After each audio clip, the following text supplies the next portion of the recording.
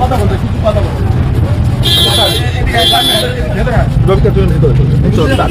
দেখো দাগ লাগবে সাদা কিন্তু। আসসালামু আলাইকুম। তুমি আমার একটা অনুরোধ আছে, বিশেষ করে মানে আপনার মতন যারা এই গোমাংস বিক্রি করছে তাদের কাছে আমার অনুরোধ, যদি ধরেন এটা তো আমার খাদ্য, আমরা ইসলাম ধর্মে বা সবাই একবার পছন্দ করে ইসলাম ধর্ম গ্রহণ করছে বলে সবাই গোমাংস খাবে, সেটা তো না, যার ইচ্ছা সে খাচ্ছে। আমি আপনাদের মাধ্যমে মানে এই মিডিয়ার মাধ্যমে আমি অনুরোধ করব, যাতে করে এটা কাঁচের পর্দা দিয়ে যদি আমি বিক্রি করি, তাতে করে এটা ধুলোবালিও যাচ্ছে, সেটা সেকে খাচ্ছে, তো এটা ডিস্টার্ব হতে পারে, এটা ইনফেকশন হতে পারে। আমি যতটা মাংসের দোকান আছে আপনার মাধ্যমে আমি অনুরোধ করব, যদি আমাদের এই কথাটা রাখা যায় কি দেখবেন, আমাদের কথা আমাদের কথাটা রাখার চেষ্টা করুন, কারণ এটা অনেকে পছন্দ করে অনেকে করে না। আর এই ধুলোবালি রাস্তা থেকে গাড়ি ঘোড়া যাচ্ছে, ধুলোবালি তো পড়ছে, এইটুকু বিষয়টা আপনার জানানোর জন্য আমি এখানে নামলাম। আপনি চেষ্টা করবেন যদি পালন করা যায়, সেটা আপনার ব্যক্তিগতভাবে, আমি আপনার জোর জুলুম করছি না।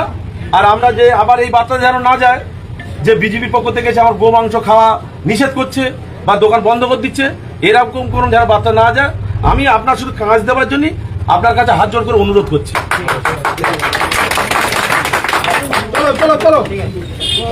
এবছর পশ্চিমবঙ্গের মুসলিম সম্প্রদায়ের ভাই বোনেরা কি কুরবানি করতে পারবে, যাকে আমাদের এখানে বকরিদও বলা হয়? তো বিজেপি যদি পশ্চিমবঙ্গে ক্ষমতায় আসে, তাহলে মুসলিম সম্প্রদায়ের মানুষেরা গোমাংস খেতে পারবে না, তারা নামাজ পড়তে পারবে না, আজান দিতে পারবে না, কুরবানি করতে পারবে না, ধর্ম পালন করতে পারবে না। বিভিন্ন রকম ভয় দেখানো হয়েছিল পশ্চিমবঙ্গের মুসলিম সমাজকে। আজকে যখন বিজেপি ক্ষমতায় এসছে, মুখ্যমন্ত্রী শপথ নিয়েছে এবং বিজেপির বড় বড় নেতা, এমনকি মুখ্যমন্ত্রী শুভেন্দু অধিকারীও এমন বার্তা দিচ্ছেন যাতে পশ্চিমবঙ্গে ধর্মীয় সম্প্রীতি যেন কোনোভাবেই নষ্ট না হয়। বিজেপির নেতারা গোমাংসের দোকানে গিয়ে বলছে আপনার নির্ভয়ে গোমাংস বিক্রি করুন, কিন্তু একটু পরিষ্কার পরিচ্ছন্নভাবে কাঁচ লাগিয়ে। ভিডিও গতকাল দেখেছেন। এইবার প্রশ্ন হলো যে এ মাসেই সম্ভবত 27 তারিখে কুরবানি, প্রতি বছরের মতো এবছর কি নির্ভয়ে আনন্দের সঙ্গে এই ঈদ উদযাপন করতে পারবে? উত্তর হলো হ্যাঁ। বিজেপি নেতা নিজেই বলছে, মুখে শুনুন, বিজেপির তরফ থেকে এমন কোনো পরিকল্পনাই নেই যে কুরবানিতে বাধা দেবে। এইবার এই ভিডিও পুরো দেখুন এবং আপনাদের মতামত জানাবেন। আর এই মুহূর্তে আমি পশ্চিমবঙ্গের একজন নাগরিক হিসেবে দায়িত্ব নিয়ে বলতে পারি, আমাদের পশ্চিমবঙ্গের মুসলিম সম্প্রদায়ের প্রত্যেক মানুষ খুশি, রাজনৈতিক দিক বাদ দিলে যারা সাধারণ মুসলিম তারা খুশি, তাদের সঙ্গে কোনো ভেদাভেদ নেই, সরকারি সব স্কিম তারা পাবে। শুধুমাত্র মুসলিম ধর্মের বলে সরকারি কোনো সুবিধা থেকে বঞ্চিত এটা করবে না পশ্চিমবঙ্গ সরকার। আর এই জিনিসটাই সবাই চায়। যদি এই রকমই চলতে থাকে তাহলে বিজেপিকে ধীরে ধীরে মুসলিম সম্প্রদায়ের মানুষজন ভালোবাসা শুরু করবে। ইতিমধ্যেই সোশ্যাল মিডিয়ায় ভালোবাসা দিচ্ছে। আমার এই ভিডিওতে আপনারা কমেন্ট করতে পারেন, যারা ভারতীয় মুসলিম আমার ভিডিও দেখছেন, আপনাদের কোনো অসুবিধা থাকলে সেটা আপনারা কমেন্ট করে জানাবেন। বাকি গোটা বিশ্ব দেখুক, ভিডিওটি শেয়ার করুন এবং আপনারাও দেখুন কি বলছে বিজেপি এই নেতা কুরবানিকে কেন্দ্র করে। সামনের দিনে যে ঈদ উল আজহা আসছে, আমি সংখ্যালঘু মোর্চার তরফ থেকে আমি আপনাদের আমার মুসলমান সমাজের এবং ভাইদের আশ্বাস্ত করতে চাই, কোনো রকম গুজব, কোনো রকম যে রটনা, এগুলো বিরোধীরা চক্রান্ত করছে, মানুষকে খেপিয়ে তোলার চক্রান্ত করছে, পশ্চিমবাংলাকে অশান্ত করার চেষ্টা করছে। এই সমস্ত ফাঁদে আপনারা পা দেবেন না। নিশ্চিন্তে এবারে ঈদ উল আজহারে আমাদের যে কুরবানি প্রথা চালু থাকবে, আপনারা কোনো রকম গুজব বা কিছুতে কান দেবেন না। আপনাদের কাছে আমি আবেদন করব, এই সমস্ত রটনা আমাদের বিজেপি পার্টির তরফ থেকে এখন কোনো রকম বিবৃতি দেওয়া হয়নি এবং কোনো রকম আমার সরকার কোনো রকম এইরকম আইন আমি মনে করি আনবে না। আজকের যে বলছে বিজেপি পরিবর্তনের লক্ষ্যে, বিজেপি একটা সাংগঠনিক দল এবং একটা দীর্ঘমেয়াদী দল। আপনাদের বলি এই সোশ্যাল মিডিয়ার মাধ্যমে 78 চ্যানেলের মাধ্যমে যে আজকের লং টাইম পার্টি যে গুজরাটের মতো জায়গায় 26 বছর এবং মধ্যপ্রদেশের মতো জায়গায় 26 বছরের কাছাকাছি রাজত্ব করছে বিজেপি পার্টি, এসে এই যে খুনোখুনি দাঙ্গাদাঙ্গি, এটা বিজেপির যারা কর্মী তারা কেউ নয়, রাতারাতি কিছু জামা বদল করে টিএমসি লোকেরা ঢুকে গিয়ে তারা বিজেপিকে বদনাম করার জন্য চেষ্টা করছে। এই সমস্ত খুনোখুনি মারামারি তারা রটাচ্ছে। এর সঙ্গে আমাদের নেতা শ্রমিক ভট্টাচার্য তিনি যে বিবৃতি দিয়েছেন, স্পষ্ট নির্দেশ দিয়েছে, যারা করেছে তাদেরকে পুলিশ দিয়ে অ্যারেস্ট করাচ্ছে এবং মানুষ জান্নাত চলে যাবেই মুহাম্মদ সাল্লাল্লাহু আলাইহি ওয়াসাল্লামের হাদিস অনুযায়ী এটা বোঝা যায়। সেটা হচ্ছে, এক, মাদ্রাসায় যে ছাত্ররা পড়ে এরা জান্নাতে যাবেই।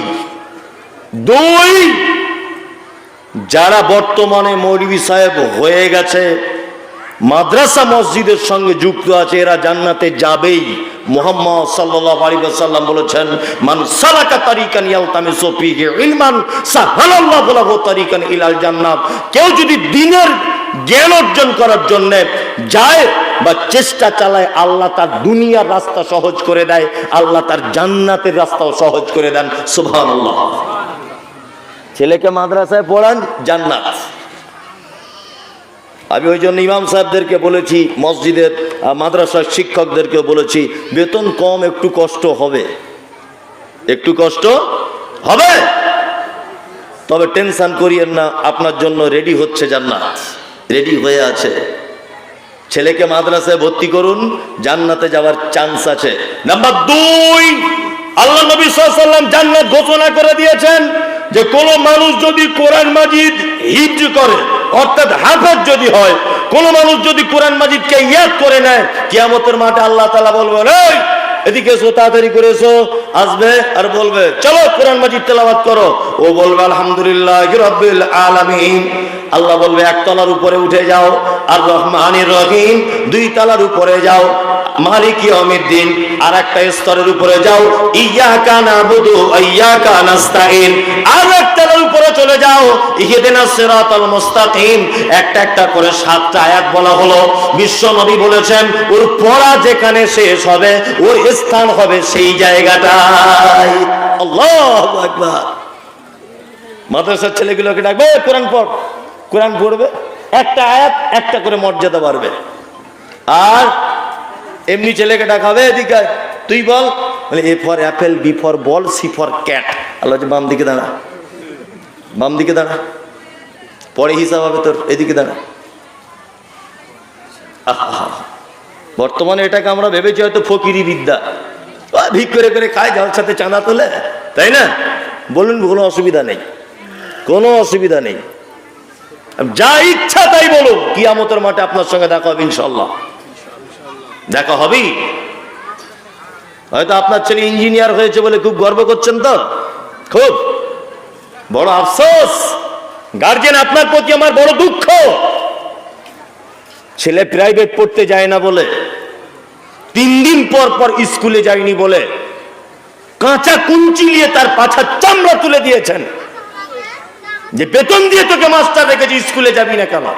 এরকম গার্জেন আছে না নেই? মায়ের উপরে রাগ দেখিয়ে বলে, তুমি কেন বেটাকে বলনি স্কুলে যাবার কথা? আমি না হয় বাইরে ছিলাম, তুমি কেন বলনি? 2-3 দিন স্কুলে যায়নি বলে পাছার চামড়া তুলে দিয়েছেন মেরে। একটা বাপ এখানে বলুন যে আমার বেটা 1 সপ্তাহ যাবত 1 ওয়াক্ত নামাজ পড়তে যায়নি মসজিদে, ওই জন্য তাকে 2 চর মেরেছি। একটা বেটা বলুন তো, একটা বাপ বলুন, আছেন কেউ? কেউ নাই। অবশ্যই আপনার ছেলেকে ইঞ্জিনিয়ার করুন, মাস্টার করুন, প্রফেসর করুন, ব্যারিস্টার করুন, হাকিম করুন, জজ করুন, কোনো সমস্যা নেই। তবে নবীজির এই কথাটা ভুলবেন না, মান তালাবাল ইলম ফারিজাতু আলা কুল্লি মুসলিমিন।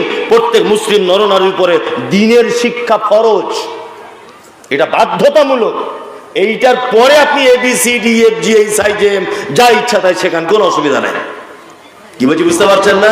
চলুন, আমাদের নবী মুহাম্মদ সাল্লাল্লাহু আলাইহি ওয়াসাল্লাম তিনি বলেন যে কোন মানুষ যদি ফরজ সালাতের পরে 2500 টাকা, ফরজ সালাতের পরে আয়াতুল কুরসি যদি তেলাওয়াত করে, মুখস্থ আছে কার কার? আল্লাহু লা ইলাহা ইল্লা হুয়াল হাইয়ুল কাইয়্যুম লা তাখুযুহু সিনাতুন ওয়ালা নাওম। এই আয়াতুল কুরসি যদি কেউ ফরজ সালাতের পরে যদি পড়ে, বিশ্ব নবী বলছেন ও জান্নাতে চলেই গেছে, তার মানে ও জান্নাতে যাবে।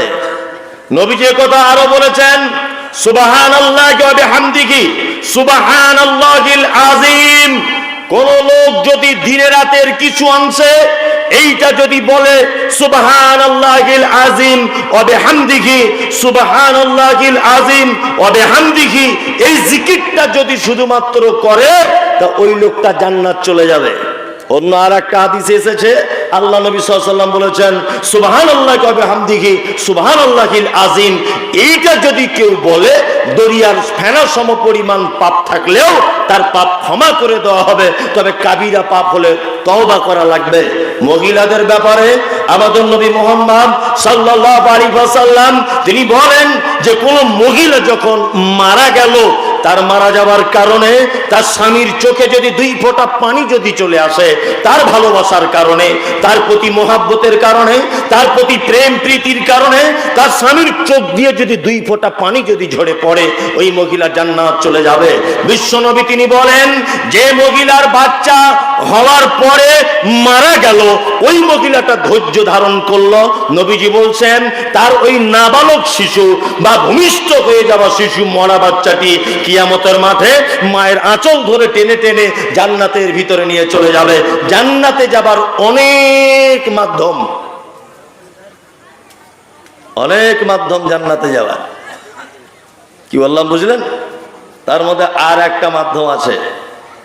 কি? আল্লাহ নবী সাল্লাল্লাহু আলাইহি ওয়াসাল্লাম বলেছেন, এই জাহান্নাম থেকে বাঁচতে চাও আর জান্নাতে যেতে চাও, ইত্তাকুন নার ওয়ালাউ বিশিক্কি তামারিন। শোনো, তোমরা যদি জাহান্নাম থেকে বাঁচতে চাও আর যদি জান্নাত যেতে চাও, তাহলে একটা কথা মাথায় রেখে দিও, খাজুর খাওয়ার পরে যে আঁঠিটা থাকে, ওই আঁঠিটাও আল্লাহ রাস্তায় দান করার ফলে তোমরা জাহান্নাম থেকে বাঁচো আর জান্নাতে যাও। তার মানে জাহান্নাম থেকে বাঁচা যায় আর জান্নাতে যাওয়া যায় দানের মাধ্যমে। কিসের মাধ্যমে? দানের মাধ্যমে। আমাকে বারবার বলছেন, 12টাও বাজতে গেল, যাই হোক, একজনা দিয়েছেন 2500 টাকা। তাসিরউদ্দিন ভাই উনি দিয়েছেন 2500 টাকা। এটা মাদ্রাসার জলসা, এইখানে দান করা খুব উন্নত মানের জায়গা, এটা আমি মনে করি। এখান থেকে ইসলাম প্রচার হচ্ছে, এখান থেকে কোরআন মাজিদের শিক্ষা হচ্ছে, তাই না? এই শিক্ষা খাতে আপনি বিনীত অনুরোধ, আপনি একটু হাত বাড়িয়ে দেন। অন্তত পক্ষে আপনি 2000 টাকা বলুন যে আমি দিব আল্লাহর রাস্তাতে। 5 জন বললেই 10,000 হয়ে যাবে। একটু মেহেরবানি করুন, দয়া করুন। একজন ভাই তাসিরউদ্দিন নাম, উনি দিয়েছেন 2500 টাকা, অর্থাৎ 2500। আল্লাহুম্মা সাল্লি আলাইহি আল্লাহুম্মা বারিক আলাইহি। রাইসুদ্দিনের ছেলে 1000। আর কেউ আছেন ভাই যে 1000 টাকা অন্তত পক্ষে দিবেন? কেউ আছেন ভাই? 1000 টাকা একটু মেহেরবানি করুন, একটু মেহেরবানি করুন, দেন। আব্দুল মালিক। আরে আপনাদেরকে একটা কথা বলছি, শুনে নেন। এই ফিলিস্তিনি বলে এখন সোশ্যাল মিডিয়াতে খুব চলছে না? আমার আগে দেখি পানিটা একটু খাই।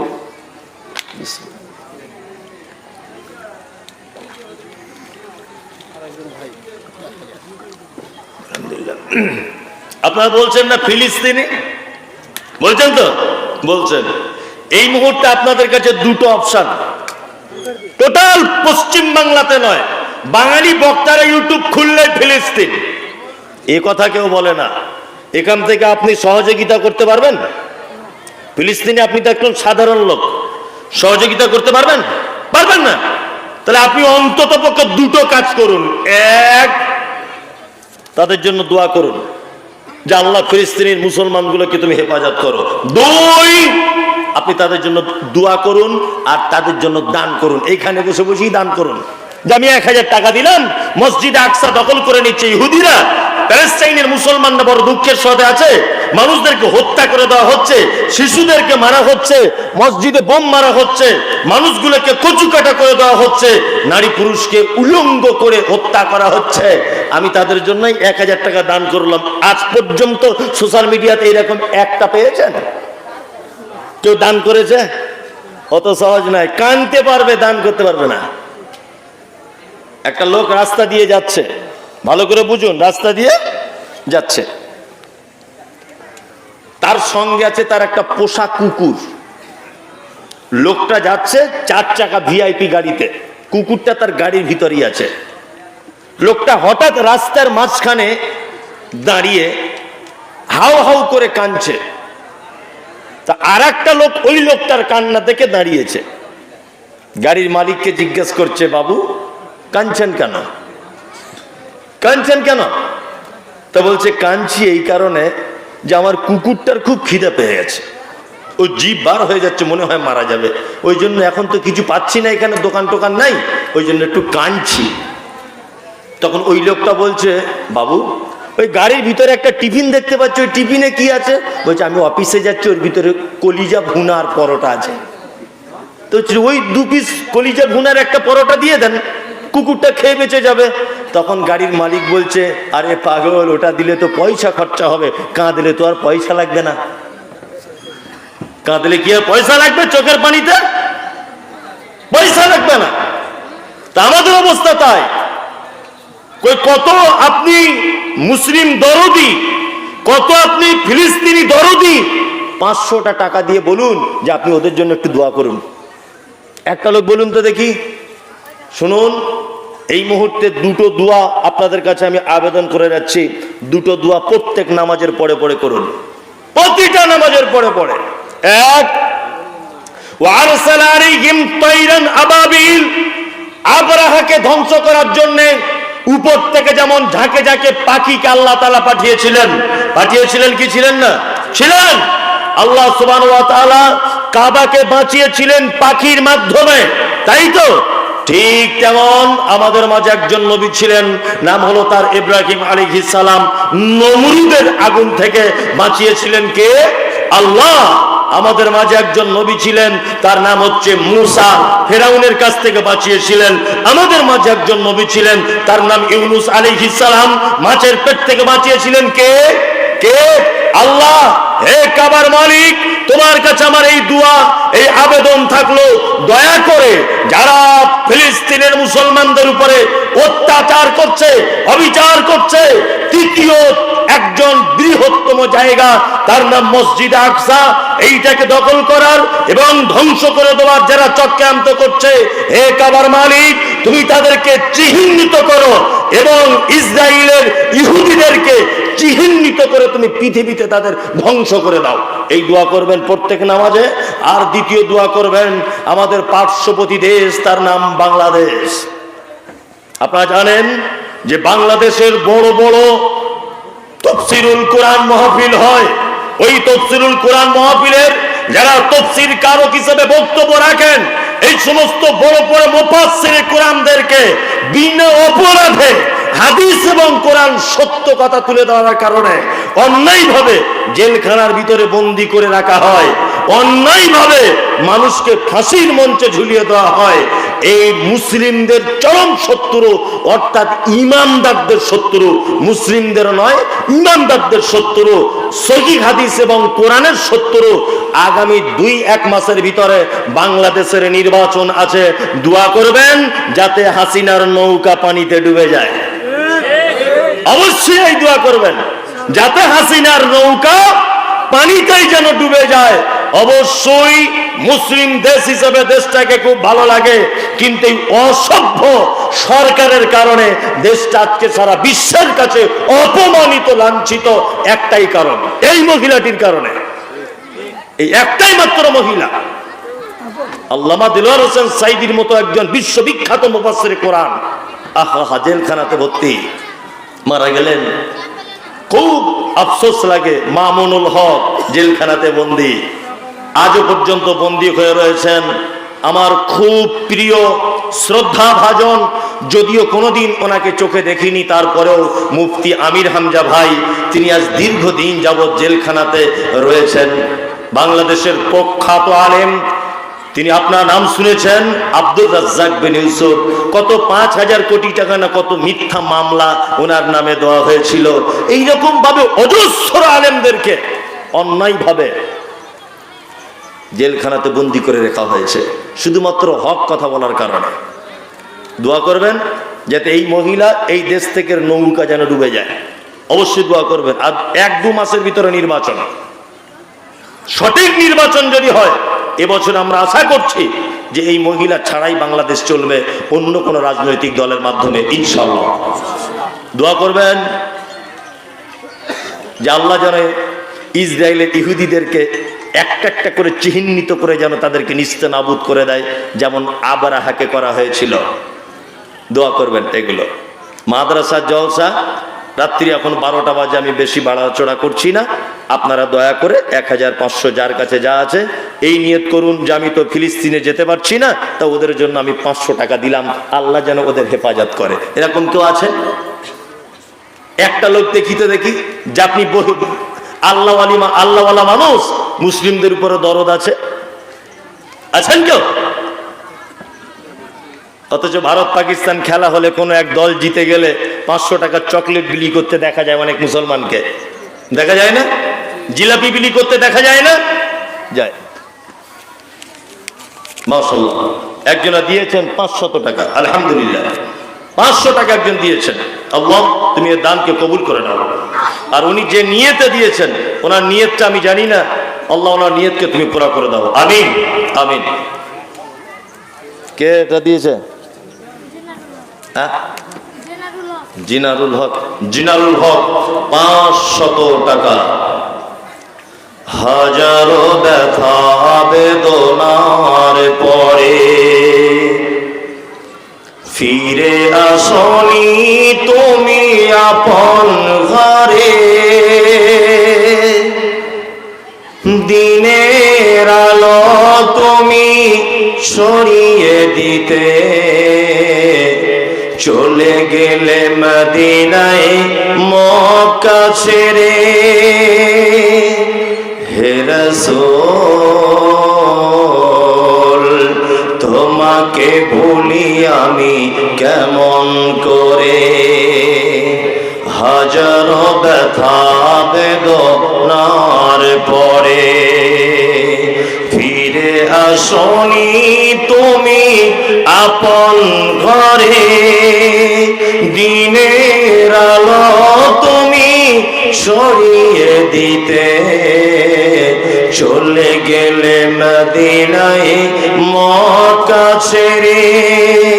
হে রাসূল তোমাকে ভুলি আমি কেমন করে, হে রাসূল তোমাকে ভুলি আমি কেমন করে।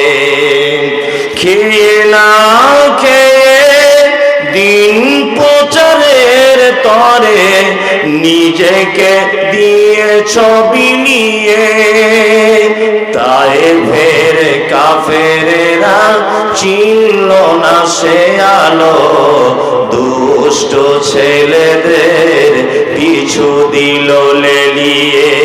পাথরের আঘাতে ক্ষত বিক্ষত হয়ে সারা শরীর থেকে রক্ত ঝরে। হে রাসূল তোমাকে ভুলি আমি কেমন করে, হাজারো ব্যথা বেদনার পরে ফিরে আসনি তুমি আপন ঘরে, দিনের আলো তুমি সরিয়ে দিতে চলে গেলে মদিনায় মক্কা ছেড়ে। হে রাসূল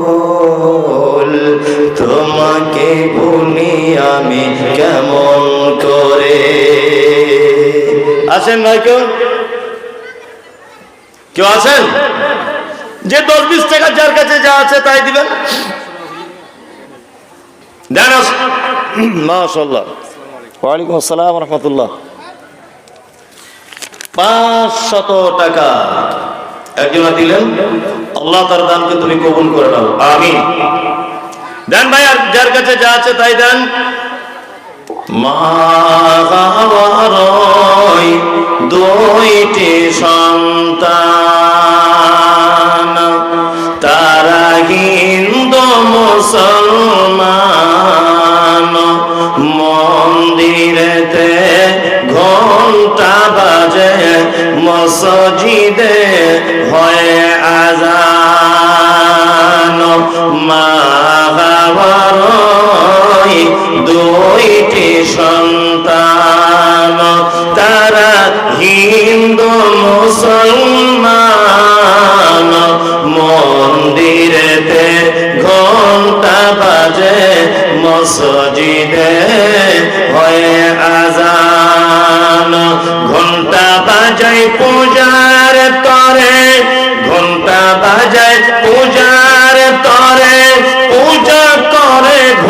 ভক্তি ভরে দয়াল খোদার ডাকে গো তারা বলে ভগবান।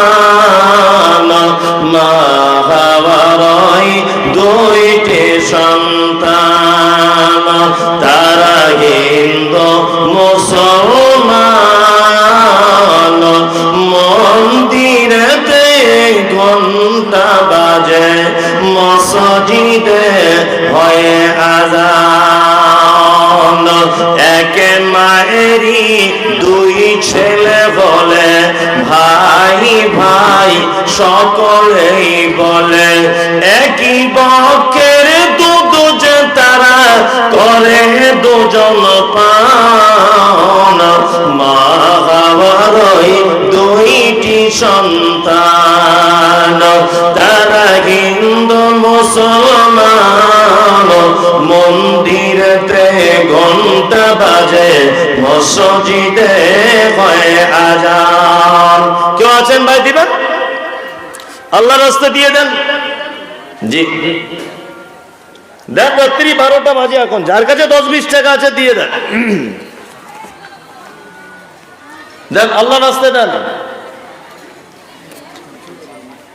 আছেন বুলবুল নবীজির শাগে মদিনা, নবীজির বাগে মদিনা। হায় রে গুলজার মদিনা। আছেন বুলবুল নবীজির, আছেন বুলবুল নবীজির শাগে মদিনা, নবীজির রাগে মদিনা। হায় রে গুলজার মদিনা। মদিনা মদিনা বলে ফুলের নূর দলে দলে। মদিনা মদিনা বলে ফুলের নূর দলে দলে। স্বর্গ হতে সবে বলে যাই গো মদিনা। আছেন বুলবুল নবীজির শাগে মদিনা, নবীজির রাগে মদিনা।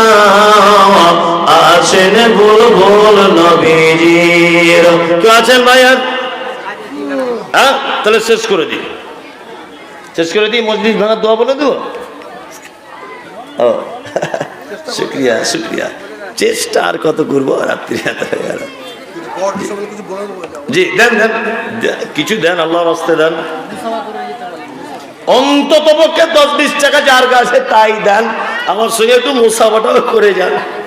এখন মানুষ সব চালাকি বুঝতে পেরে গেছে যে মুসাফাতে এমনিতে ডাকে না। আসুন একটু দেন মেহরবানি, 10-20 টাকা যা আছে তাই দেন। দেন, একটা গরিব মাদ্রাসা যদি কিছু হয় দেন। শুক্রিয়া দেন। আসুন আসুন। রমজান মাসে তো যায়, কলকাতাতে যায় তো নাকি আদায় টাদায় করতে মাদ্রাসা।